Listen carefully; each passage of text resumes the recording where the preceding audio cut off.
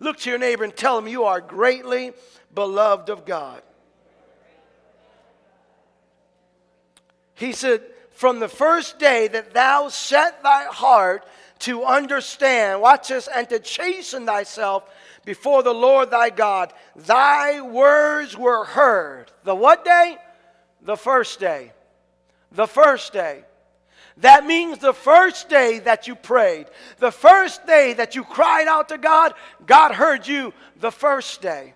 The first day that you said, God, I believe that you are a healer. I ask you to heal me. That first day, God heard you. The first day that you cried out and said, God, I need a breakthrough in my finances. The first day, God heard you. The first day that you cried out and said, God, I don't know what to do with my circumstance and where I'm at in life. The first day, God heard you.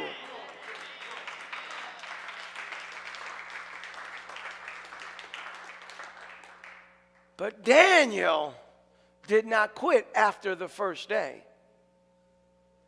Daniel doesn't have the privilege of what we have, that we can look at his life as a model and say, the first day he heard us. Because Daniel continued to pray, and Daniel continued to fast, and Daniel continued to press. And it says the first day God heard thee, when you set your heart to understand and to chasten thyself before thy God.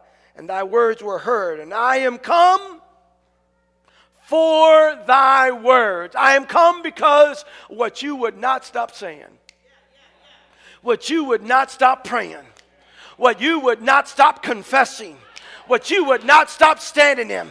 You stayed there, and you kept calling those things that be not as though they were. You kept calling, you kept saying revival. You kept calling and saying healing. You kept calling and saying breakthrough. You kept calling and saying, I believe I'm going to get that financial breakthrough. You kept saying marriage be restored. You kept saying children, you're going to live for God. You kept pressing on. You kept pushing. You kept seeking. You kept confessing. He said, but the prince of the kingdom of Persia, which stood me, watch this, 1 days. Daniel said, I came to you the first day. He said, a prince stood in front of me. He said, you ain't getting to him. There was a principality. It was a demonic force. You have to understand something. Some people think, well, I prayed. Oh, and I've sought God. And God hasn't answered my prayer. And so, oh, God must not love me. And God must not care about me. No, Daniel set his heart that he would understand.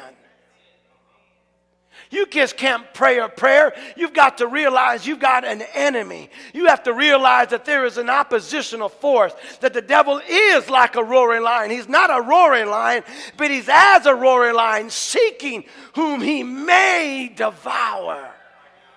And so when we pray something, it may have been delayed the first day, but I'm telling you, the moment that we started fasting, all of the devil's little demons reported to him and said, oh, boss, they're fasting. And the devil says, oh, what are we going to do? He said, keep on trying and keep on trying to persuade them. But every time we fasted, one day our flesh was getting weaker, and it was getting weaker, and it was getting weaker, and it was getting weaker, and weaker, and weaker, and weaker. But our spirit was getting stronger, and stronger, and stronger, and stronger. So while the flesh was getting weaker, the spirit was getting stronger. And now the 21st day has come, and I've come to report to you, breakthrough is here. Healing is in the house. Deliverance is in the house. I don't care what the devil has said. And you got to be careful those that are around you that are being used by the devil.